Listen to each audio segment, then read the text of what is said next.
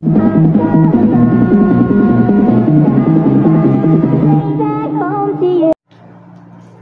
Assalamualaikum warahmatullahi wabarakatuh. Waalaikumsalam warahmatullahi wabarakatuh. Terima kasih teman-teman sudah menyempatkan waktu untuk presentasi pada hari ini.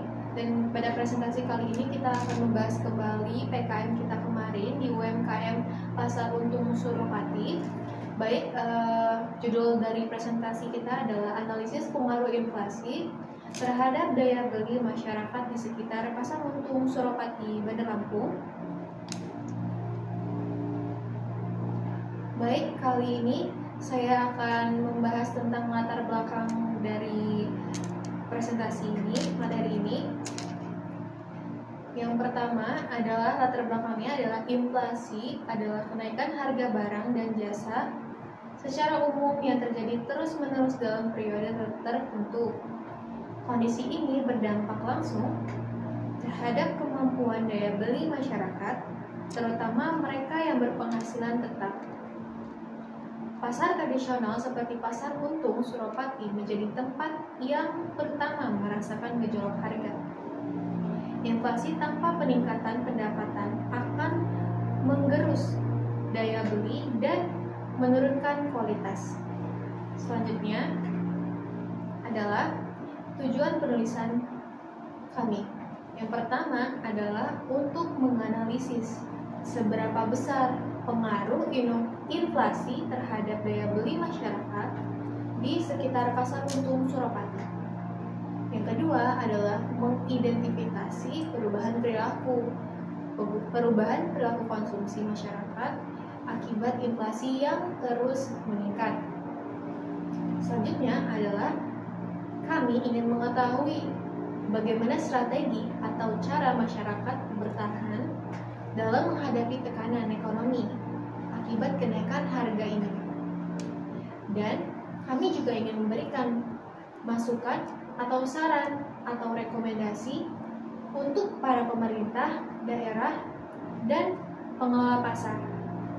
Selanjutnya, materi akan dilanjutkan oleh rekan saya, Dela. Baik, di sini saya akan menjelaskan manfaat penulisan. Yang pertama, teoretis, memberikan kontribusi ilmiah dalam studi ekonomi makro mengenai pengaruh inflasi terhadap daya beli.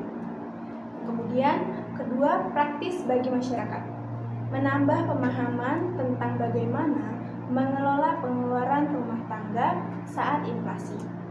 Yang ketiga, praktis bagi pemerintah, sebagai pertimbangan dalam merumuskan kebijakan harga dan stabilitas ekonomi. Yang keempat, praktis bagi peneliti, menjadi referensi awal untuk penelitian lebih lanjut dengan topik. Kemudian, sejarah Pasar Untung Suropati. Pasar ini menjadi pusat ekonomi dan simbol semangat perjuangan masyarakat lokal. Kemudian telah mengalami renovasi untuk meningkatkan kenyamanan dan fungsinya sebagai pasar tradisional. Kemudian akan dijelaskan oleh Dimas. Selanjutnya di sini ada visi dan misi pasar. Yang pertama, visi menjadikan Pasar Untung Suropati ini sebagai pusat perdagangan rakyat yang bersih, tertib, dan berdaya saing. Kemudian untuk misinya, yang pertama, menyediakan sarana dan prasarana yang higienis untuk mendukung kegiatan jual beli. Kemudian mendorong UMKM agar berkembang melalui pelatihan dan pembinaan. Selanjutnya, melestarikan nilai-nilai sejarah dan budaya lokal. Kemudian, dampak inflasi terhadap pasar.